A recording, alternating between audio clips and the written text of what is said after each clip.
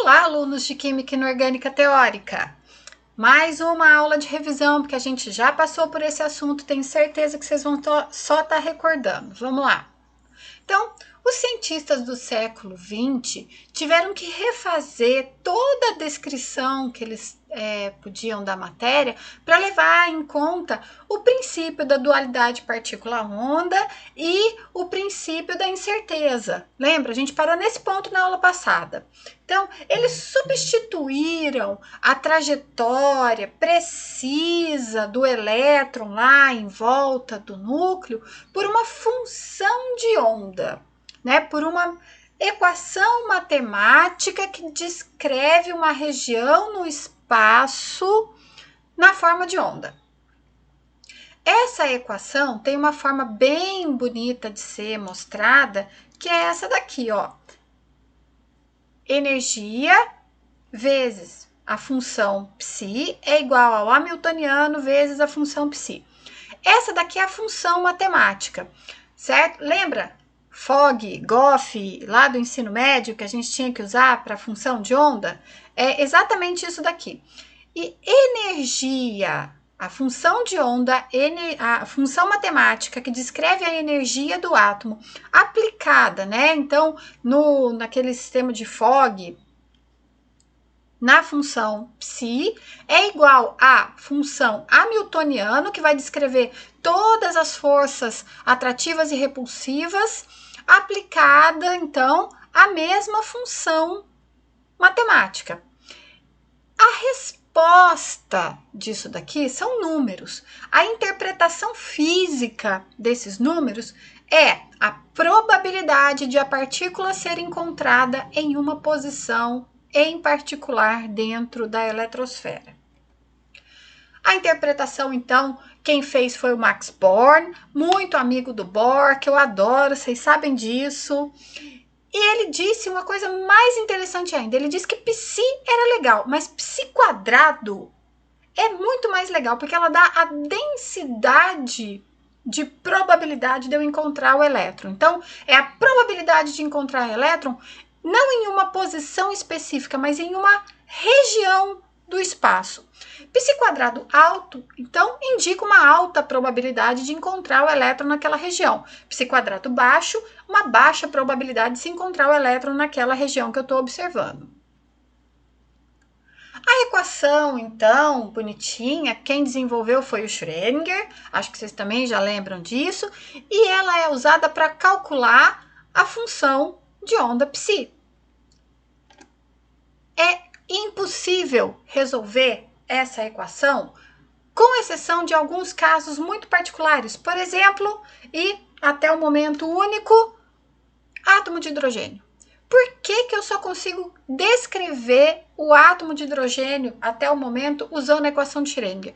Porque ele leva em consideração todas as forças atrativas e repulsivas entre os elétrons, prótons e nêutrons que estão no átomo.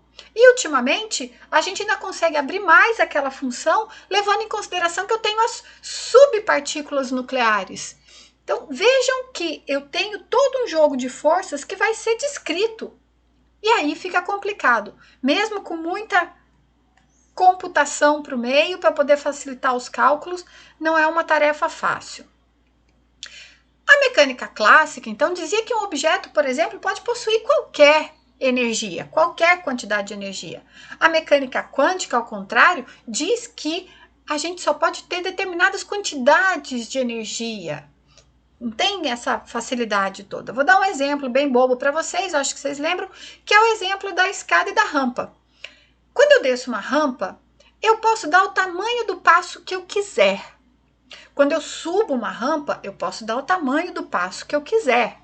Já quando eu subo uma escada, eu posso dar qualquer tamanho de passo que eu quiser, desde que, prestem atenção no desde que, seja um número inteiro múltiplo do tamanho dos degraus.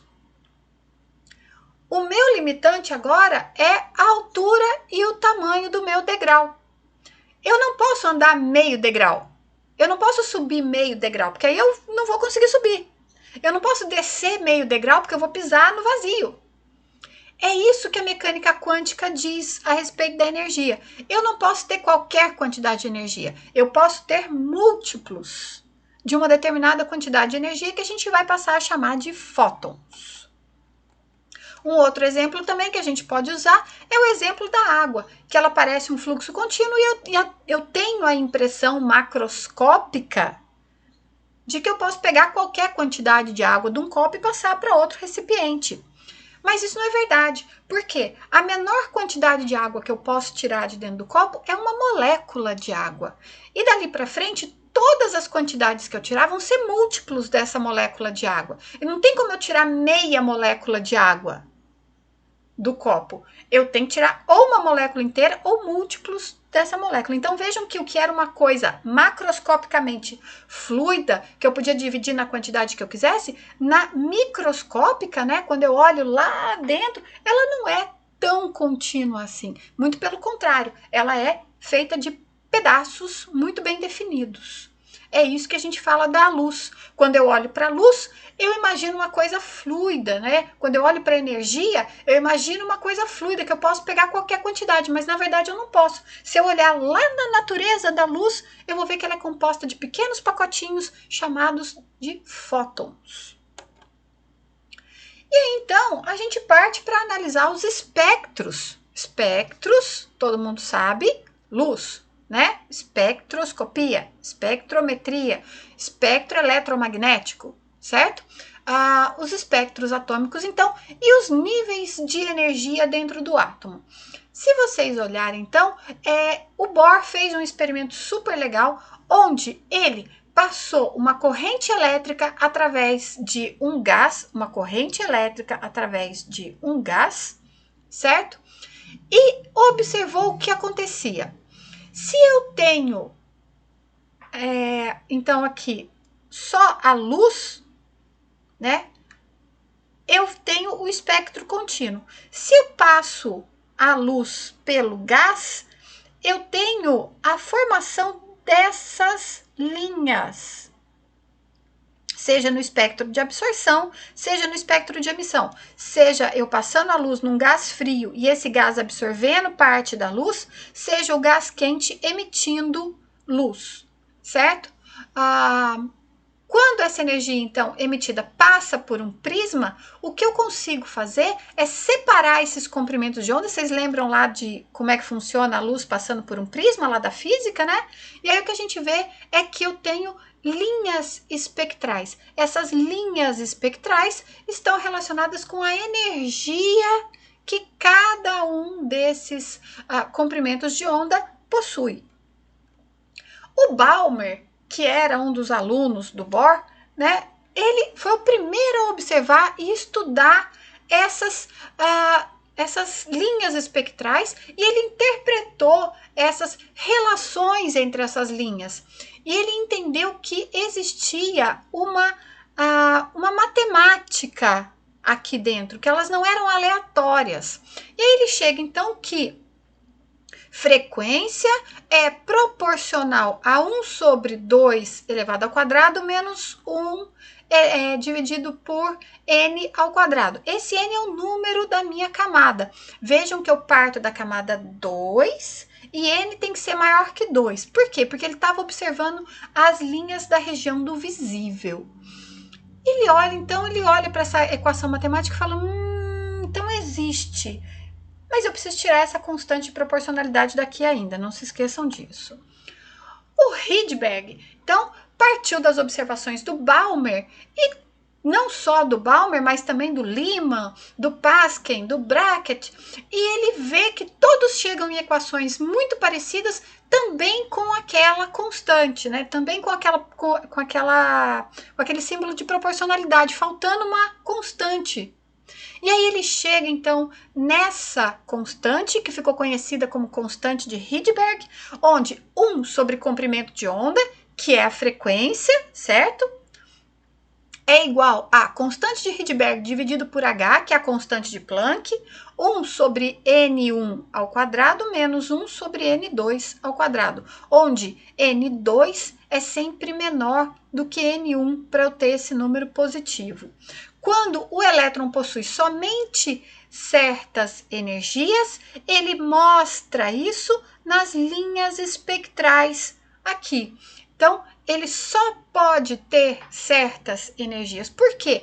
Porque ele não pode perder meia energia, ele não pode andar meio passo da escada, ele não pode perder meio pacotinho de energia, ele só pode perder múltiplos ou receber múltiplos daquela quantidade mínima de energia. As transições, então, entre os níveis de energia geram ou absorvem fótons. Se a gente olhar, então, o espectro, né, eletromagnético de emissão do sódio, eu vejo que tem uma linha aqui. Se eu olho para do hidrogênio, eu tenho mais linhas. Essas linhas, então, estão relacionadas com a densidade de probabilidade, π quadrado, certo? E por que tem que ser π quadrado? Porque essa daqui é a função π. Se eu elevo ao quadrado, eu faço com que tudo seja positivo. E aí, então, eu estou falando de densidade de probabilidade, onde não tem probabilidade negativa de eu encontrar o elétron. Vejam como isso é importante. O π quadrado não deixa ter probabilidade negativa. Eu trabalho tudo com a probabilidade positiva do elétron estar naquela região. E quando eu tenho o zero, eu tenho, então, uma falha que pode ser mostrada com uma linha espectral. Aqui a gente tem as linhas, né, da forma horizontal, que aqui eu tenho a escala de energia e aqui eu tenho, então, os níveis de energia.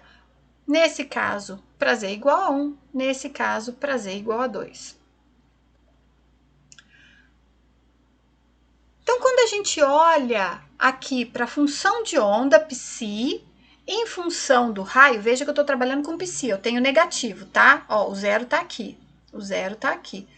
Quando eu olho, então, para a função de onda em função do raio, eu vejo que, primeiro, essa linha, ela tende a chegar muito perto do zero, mas ela não chega, tá? Ela não toca. Por quê? Porque eu não posso ter elétrons dentro do núcleo. Mas então, por que ela chega tão perto? Lembra, o núcleo é muito pequeno, perto da eletrosfera.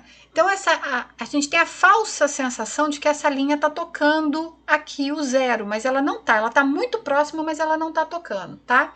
Da mesma forma que aqui, ó, vocês estão vendo? Não toca. Tudo bem? E aqui eu tenho, então, por exemplo, para o átomo, para os elétrons que estão em orbitais do tipo S, olha lá, 1s, 2s, 3s, vocês veem que começa a formar uns ombros, onde eu tenho, então, quando eu transformo tudo isso em π quadrado, todas essas regiões são positivas, e aí eu passo a ter aqueles nozinhos. O que são os nós? Lembra lá de química geral? É a região onde o elétron não pode ser encontrado. Aqui a mesma coisa, só que aqui, então, eu tenho para os orbitais do tipo P, o 2p, 3p, a hora que, de novo, eu transformo π em π quadrado, isso tudo se rebate e eu começo a ver os nós da minha função. E aí, é dessa interpretação física das equações matemáticas que eu tiro, então, os orbitais todos que a gente conhece. Então, isso daqui é uma esfera maciça, né? O orbital do tipo S é uma esfera maciça? Não. Ele é vazio no centro e ele tem uma densidade de probabilidade de encontrar o elétron nessa região, que é uma esfera. Aqui os orbitais do tipo P, aqui os orbitais do tipo D e os orbitais do tipo F. Daí, então, a gente tem que pensar em como é que eu vou colocar os elétrons nesses orbitais todos. E entra, então, aquela coisa bonitinha que vocês já conhecem, que são os números quânticos. O número quântico principal, N, é a camada, e como a gente está falando de matemática, eu tenho que transformar aquelas letras, na verdade, em números, porque eu estou usando matemática. Então, as camadas K, L e M viram respectivamente 1, 2, 3 e assim por diante. O número quântico azimutal, ou L, é relacionado então com a subcamada do tipo S, P, D e F. Acaba aqui, pessoal? Todo mundo já sabe que não. Eu continuo, mas essas aqui são as que a gente tem na natureza ou que o ser humano já sintetizou até o presente momento. Então, L então varia de 0, 1, 2, 3, adiante. A diferença do número quântico principal para o azimutal significa que aqui eu tenho números inteiros positivos diferentes de zero e aqui inteiros positivos incluindo o zero.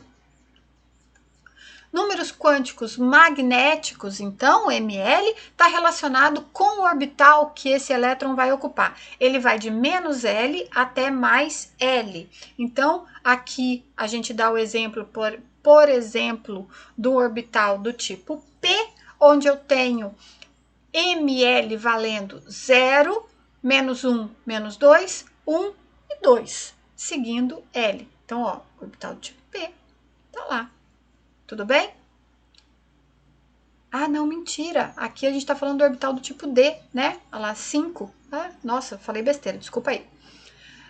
E quando a gente tem, então, o número quântico de spin, que está relacionado com o giro ao redor do próprio eixo que o elétron faz, quando observado de forma a pensar na sua característica de partícula, a gente tem as duas possibilidades, mais meio, menos meio, mais meio sendo escrito como uma seta para cima, menos meio como uma seta para baixo, mas aqui a gente vê então claramente os números para que a gente possa usar na parte matemática.